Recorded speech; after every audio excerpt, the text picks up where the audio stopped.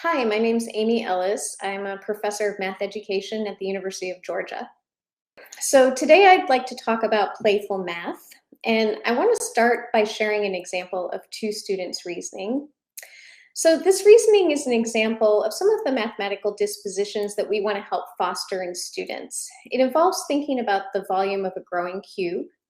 In particular, imagine a cube with sides n centimeters, and then consider how much the volume of the cube will gain when it grows 1 additional centimeter on each side. So two middle school students, we'll call them Homer and Barney, they reasoned with some physical blocks to answer this question. Here's one representation of blocks, and you can see that blue cube in the corner and three pink flats or squares, as the students sometimes called them, three yellow longs, and then a green unit cube.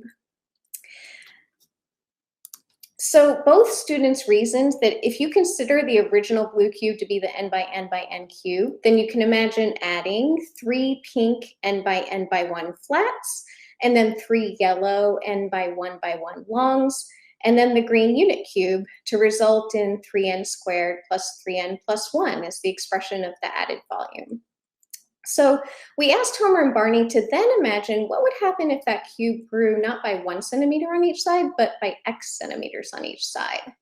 And the students turned to the expression they'd written before, and then they used that expression to add an x into each term. And Homer's handwriting is a little bit hard to read here, so I'm gonna have a recreation of what the students wrote. And if you solved this problem yourself, you probably noticed that although the students did a very reasonable thing of working off their prior answer, the new expression isn't correct.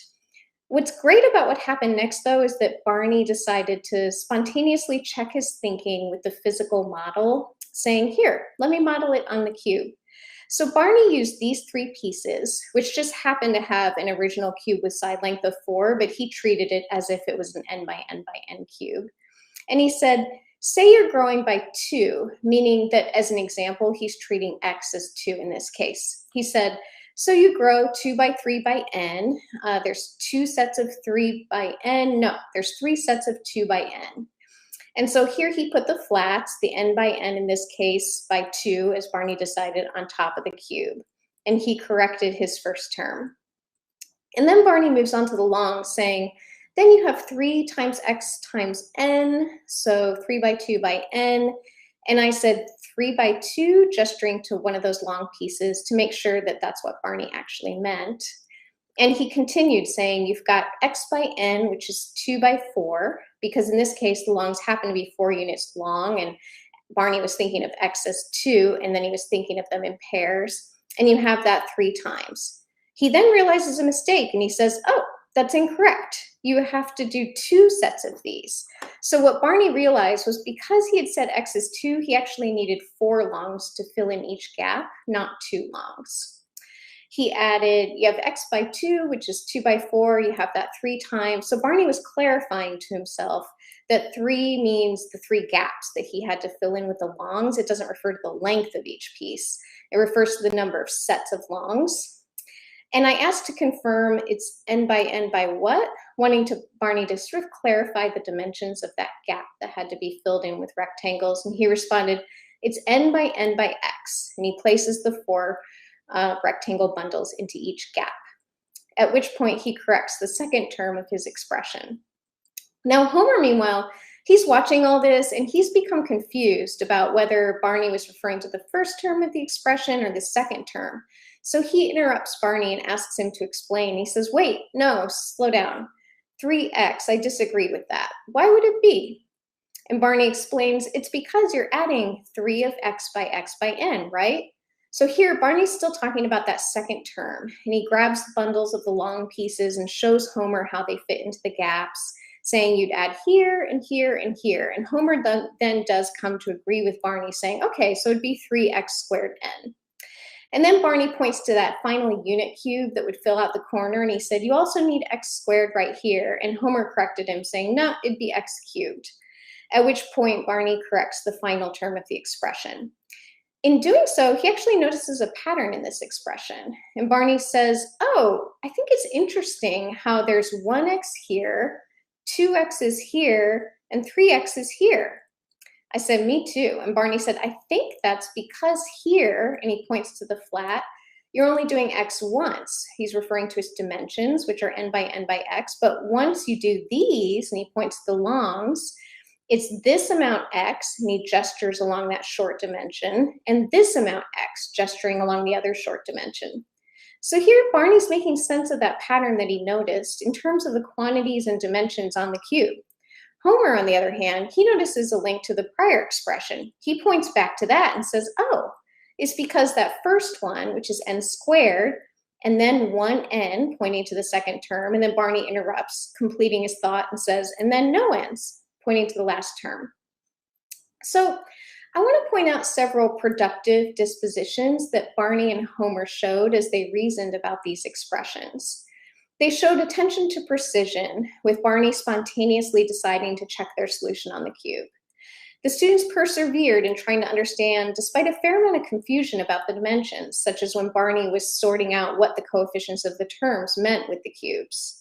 We saw students valuing sense-making, such as when Homer stopped Barney because he didn't understand his explanation. And we saw attention to regularity and patterns and the propensity to generalize, such as when Barney noticed the pattern in his expression.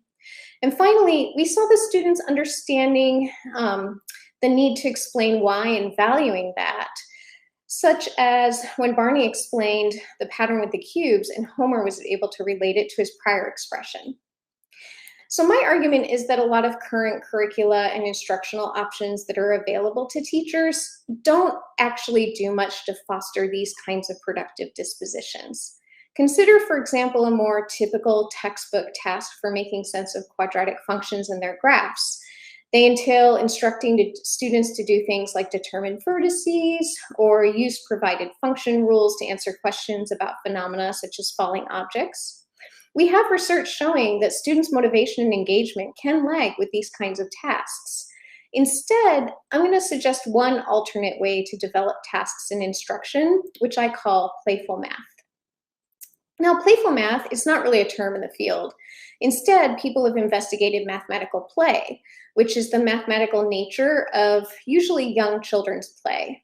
For instance, this is a clip of a 3-year-old child, Nora, playing with some plastic coins and inventing some scenarios about her 2 cats, Sam and Caspian. Show us your math question.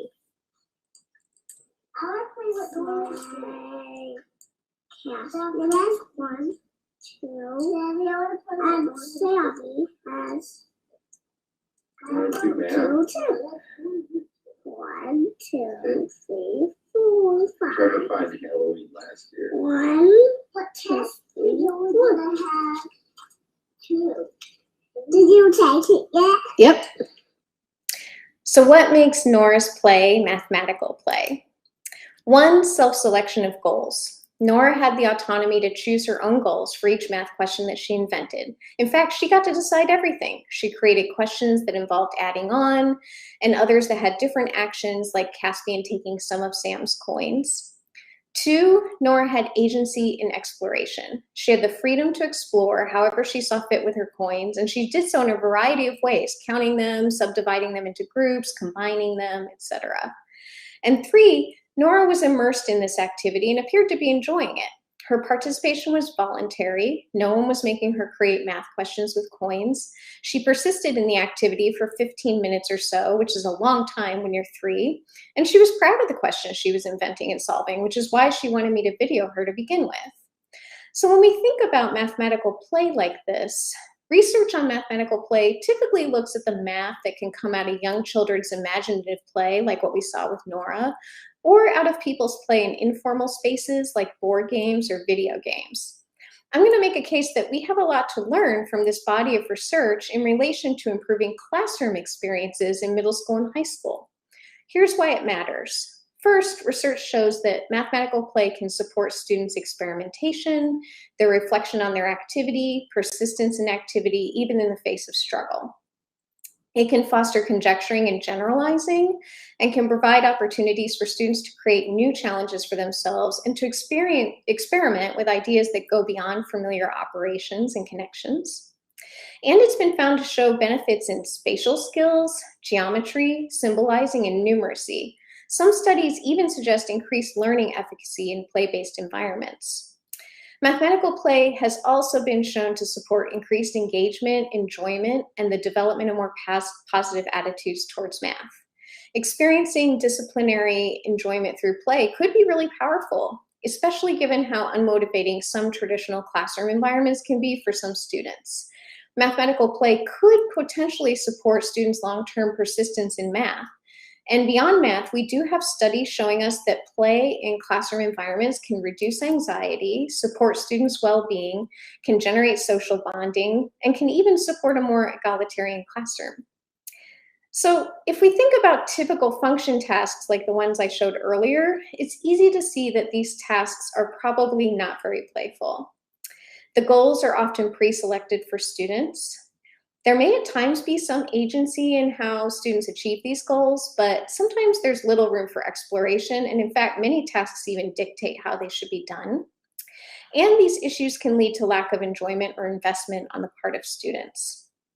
However, we can design tasks to be more playful, and the research that my colleagues and I are doing address not ways to mathematize play, but rather to playify math, by which I mean finding ways to make the math that students and teachers navigate in the classroom more playful.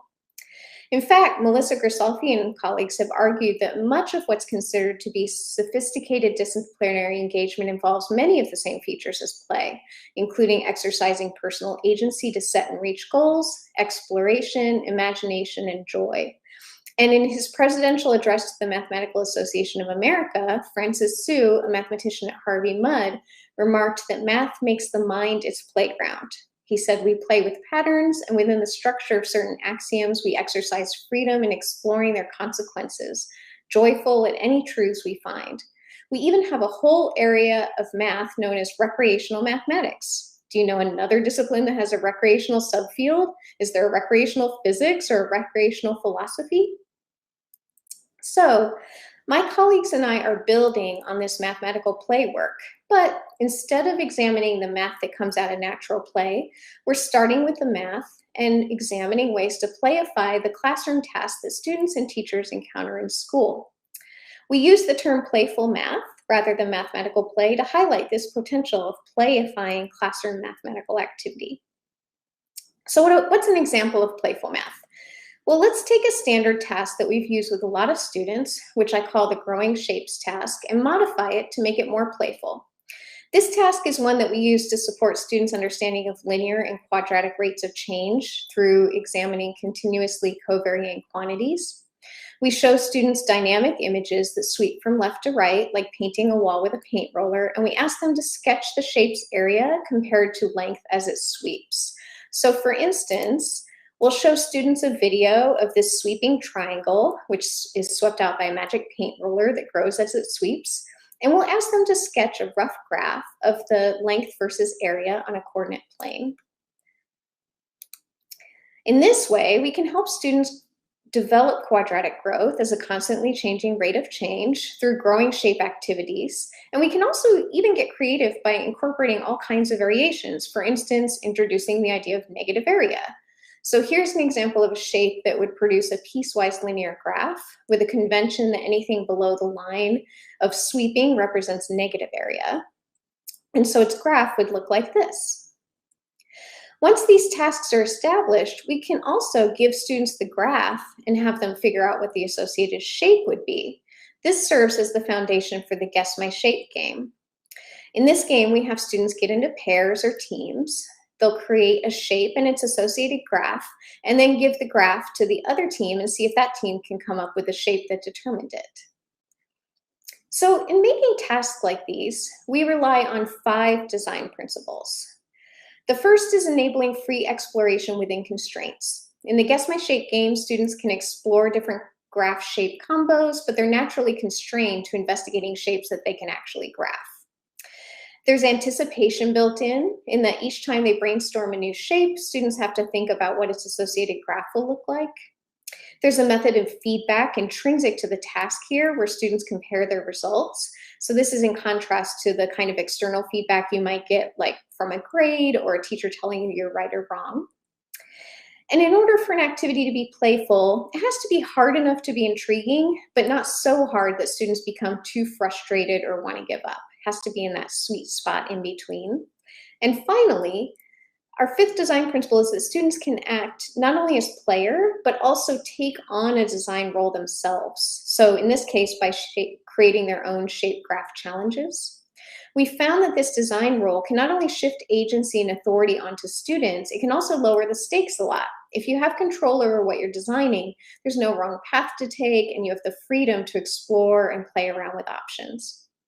So before I dig into the Guess My Shape game, I want to briefly contrast it with similar things that are sort of like playful math, but not really. There are two types of problems I'm thinking about. The first is a set of activities or games that are very playful, like the game of NIM, or SET, or even Sudoku-type puzzles.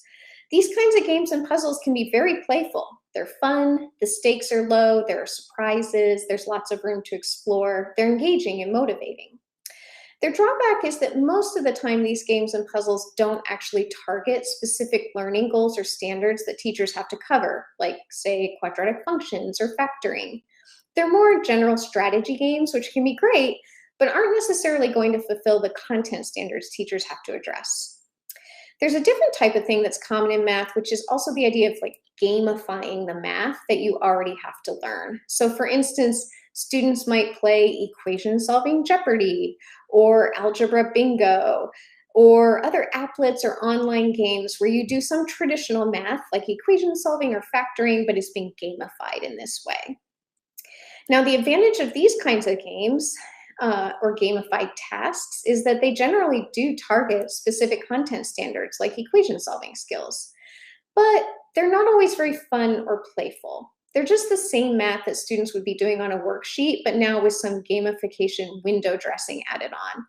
These certainly can be great options at times, and there are students who find this kind of gamification motivating, but I'm arguing for something a little bit different with playful math.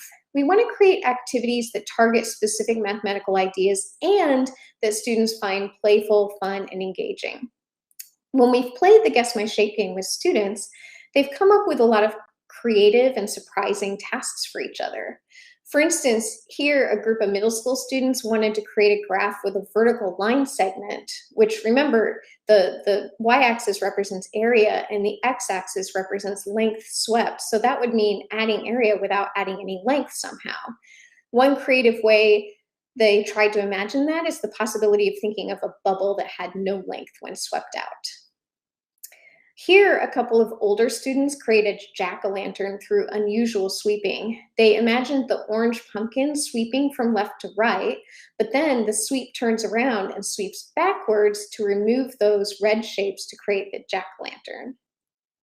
In another case, two of our middle school students decided to make a pretty simple shape, a 4x4 triangle, but the triangle had a square hole in it, which not only introduced a more complicated graph, but also brings up a new set of questions to consider about the lack of uniqueness of graphs depicting shapes once you allow holes. In fact, it was actually thanks to our students' creativity with imagining all kinds of different ways to sweep out area that we ultimately developed some fun and puzzling tasks like this one.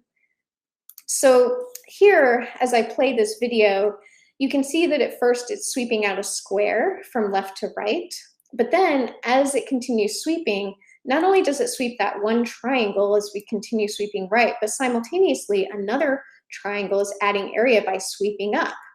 Well, what does this mean if the sweeping variable is only considered distance traveled from left to right? This is another representation of that swept shape, and our students were surprised to find that the graph comparing area to length swept is actually aligned. This can lead to all kinds of open problems, like finding two different shapes that both produce the same graph. So these are a lot of fun examples that come out of playifying math with the Guess My Shape game, but do students actually engage in mathematical play when we use our design principles to make tasks more playful?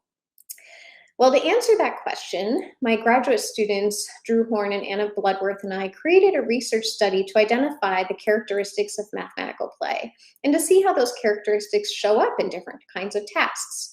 To do this, we used 3 data sets: a pair of middle school teaching experiments, a whole class trial with undergraduate algebra students, and then a follow-up teaching experiment with 5 of those algebra students. In each case, we gave some playful tasks like the Guess My Shape game, and we compared them to rich problem-solving tasks that haven't been playified, like the sweeping shapes task, or even traditional problem-solving tasks like the handshakes problem, for example. Recall our 3-part definition of mathematical play. Students can self-select goals, they have agency and exploration, and there's some evidence of them enjoying themselves, being immersed, or being invested in what they're doing. As we looked at the data across our data sets, we realized there's some mathematical play phenomena that occur in discrete moments, such as experiencing a sense of competitive fun, demonstrating a sense of pride in what they're doing, showing moments of enjoyment, having wonderment about things like wondering what a graph would look like if I swept the shape in a weird way, experiencing moments of taking on an authority role, either with a classmate or with the teacher, experiencing instances of perturbation, by which I mean encountering something surprising or puzzling. And we also use laughter as another way to measure potential enjoyment. There were other phenomena that, might have happened in moments here and there, but actually made more sense to think about in relation to the entire task as a whole. For instance, were students invested in the task? Did they show evidence of becoming immersed in the task at any point? Did they experience agency with the game or the problem? Did they persevere in the face of struggle? Did any solutions or strategies emerge that were creative or unusual? And finally, did the students' engagement raise mathematical ideas that went beyond what we had introduced for them or had anticipated we would introduce for them later? So in order to make these comparisons, we looked at data sets 1 and 3, the middle school and undergrad teaching experiments, and we looked at the moment phenomena and the task phenomena separately. So for example, here are the 7 moment phenomena for our middle schoolers. All of these bars have been normed by tasks. So for instance, we see that students laughed on average 1.27 times per standard task. And remember, by standard task, we mean rich problem-solving tasks, not like worksheets or exercises. And then compared to the playified tasks, we see that for the middle schoolers, they experienced more competitive fun, pride, enjoyment, laughter, and moments of authority, but less wonderment and less perturbation. For the undergraduates, these were the rates of instances for the standard tasks. And when doing the playified tasks, they actually experienced greater prevalence for all 7 phenomena. For the task level phenomena, we actually see a lot of middle schoolers had investment already. They were invested in, on average, 63% of the standard tasks. They also experienced agency about a third of the time with the standard tasks, and they had some experiences of immersion and perseverance, which is great. All of those phenomena did increase with the playified tasks, though, and the increases were pretty dramatic. The undergraduates had even more agency than the middle schoolers did. Here we see agency for about half of the standard tasks, and they also showed evidence of investment and some immersion and perseverance. But like the middle school students, these task level phenomena also rose dramatically for the playified tasks. To remark on the creative, unusual, and harder math part, which are phenomena that was exclusively a feature of the playful math tasks, and this makes sense. In fact, one of the biggest findings that we observed over and over again is that when you give students opportunities to develop their own challenges and pursue their own mathematical ideas, they will come up with concepts and connections that go far beyond what we anticipate for them. So for instance, to return to the idea of a whole that 2 middle school students came up with, the presence of a whole yields a lot of questions. For example, what if we had only started with the graph, not the shape? Is this shape the only shape that can come from the graph or that can produce the graph? Of course it isn't. And so when we allow wholes and we give up that one-to-one match, a new set of problems can emerge, such as determining the different shapes that could be represented by this graph. In fact, when students become designers, we find that cool math happens. This new idea of a shape with a hole in it introduces a lot of follow-up questions and a lot of other kinds of mathematics that emerged from the task in general, including things like, okay, must the graph uniquely determine a shape? If you allow holes, what constraints do there have to be then on how to develop a shape from a graph? They also explored ideas of decreasing and negative area that increases but at a decreasing rate, ideas about symmetry, inflection points, local maxima and minima, and even ideas about continuities and discontinuities. Many of these ideas, you might notice, address pretty sophisticated concepts that we explore in later math classes beyond middle school, including calculus. But our middle school students were making sense of them as they arose naturally from their own explorations with the different shapes they chose. We saw that same phenomenon happen with our older students too, raising mathematical ideas that we wouldn't have anticipated they would be exploring and that kind of go beyond the scope of the math that we had intended to introduce for them. So these findings are surprising as they suggest that using our design principles to playify the tasks seem to increase students' mathematical play. And we also wanted to see how the students would self-report their experiences across the task types. So for example, sure, based on our observation, it looked like the students were more playful, but did the students actually see it that way? And so in order to answer that, we turned to data set 2, the whole class, algebra class, and we used a survey that Riley and colleagues created called the Lesson Experience Survey. It's a very quick and simple survey where after each task, students choose up to 3 descriptors here. And they also rank their experience on a 4-level Likert scale from very bored to very interested. Here are the results for the standard task. One thing that's noticeable is that our students are very polite.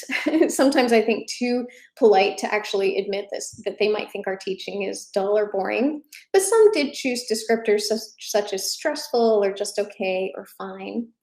And then we see some increases in the students reporting the playful tasks as more fun and enjoyable.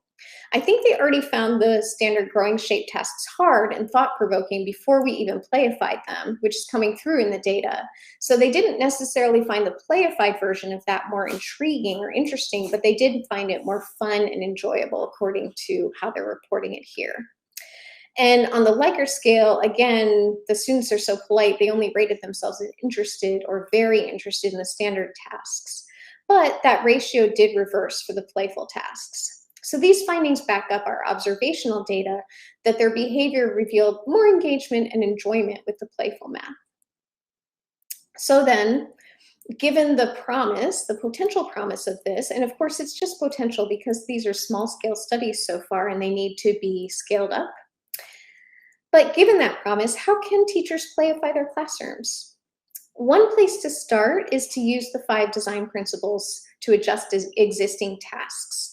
Problem-solving tasks, or those that are a little more creative, can be a good source of ideas. So for example, think about the standard matchstick pattern problems that we give students to develop function relationships, like this one, which I got, by the way, from a great website for these growing figure tasks called visualpatterns.org.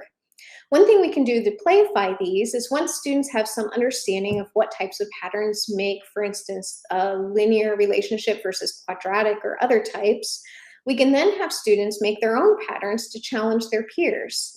We can invite them to create ones that adhere to some constraints, for instance, like make a pattern for a quadratic function that has a non-zero c, or a function that decreases rather than increases. You can get mathematically intriguing patterns to emerge, such as ones from the Visual Patterns website, like this one, or even this one. Another example comes from a recent paper by Gunster and Weigand, in which they made a create the coordinate system task. So here you can place an object such as a line and ask students to create scales on the axes that will result in the line representing 2x plus 1. But you can also get a lot more creative with these. For instance, create a system in which this line actually represents a cubic function. Here again, teachers could allow students to become designers, creating different graphs and accompanying coordinate systems. These are just a couple of examples, but based on our data so far, we do think that playful math is one fruitful route for supporting students' activity that can foster productive dispositions like what we saw in the beginning with Barney and Homer. Students are more likely to explore creative ideas, persevere through difficulty, test out conjectures and new ideas, and develop creative strategies when they're engaged in mathematical play. So thanks for watching, and thank you also to my colleagues for collaborating on this work, and to the University of Georgia and the National Science Foundation for sponsoring this research. Thanks for listening, and if you have any questions, you can always contact me at amyellis@uga.edu. So Terry Redfern is sharing that there are games that teach mathematical concepts. It's called Workplaces as part of the Bridges curriculum, so I'm looking forward to checking that out. I've also enjoyed a lot of the options on Teacher Desmos. In particular, they have a whole section called Games, and they have another section called Fun that have some pretty creative ideas. Angela Crawford asked to repeat the steps that teachers can take. Yeah, so I think you're referring to our design principles. So we have 5 of them. The first one is to enable free exploration within some constraints that you choose. The second is to make tasks that require anticipation. So encourage students to anticipate before action. The third is providing a method of authentic feedback, which I think is actually one of the most important ones, in that the nature of the game, the task, or the activity offers a way to give feedback rather than sort of the teacher saying yes or no. That feedback allows students to sort of test out ideas and see how they work, and then get the feedback and adjust from there. The second is to offer meaningful challenge the fourth is to offer meaningful challenge while still being feasible. And basically what we mean by that is it has to be hard enough to be intriguing and puzzling, but not so hard that students are going to get frustrated and get turned off. And then the final one is invite the student to act as both designer and player. So this gives students opportunities to create tasks or challenges or shapes, or develop something for each other or for their teacher, and can really support growing creativity. And Terry also put a link in the chat that might be helpful. It's www.mathlearningcenter.org. Thank you for sharing that. I'm looking forward to checking it out. Okay, we're going to wrap it up now, and thanks again for coming and listening to our ideas about playful math.